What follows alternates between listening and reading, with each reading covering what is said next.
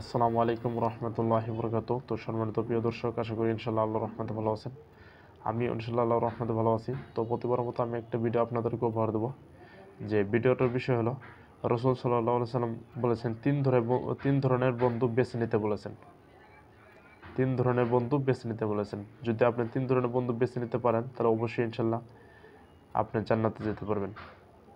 তো এক নম্বর হলো, যে বন্ধুর কথায় আপনার জ্ঞান বৃদ্ধি হয়। দুই নম্বর হলো, যে বন্ধুর উপস্থিতিতে আপনাকে আল্লাহর কথা স্মরণ করিয়ে দেয়। তিন নম্বর হলো, যে বন্ধু কাজকর্মে আপনার আখিরাতের কথা মনে করিয়ে দেয়। তো রাসূল সাল্লাল্লাহু আলাইহি ওয়াসাল্লাম বলছেন যে এই তিন ধরনের বন্ধুর সাথে বন্ধুত্ব করতে। তো অবশ্যই আপনারা এই তিন ধরনের বন্ধুর সাথে বন্ধুত্ব করবেন।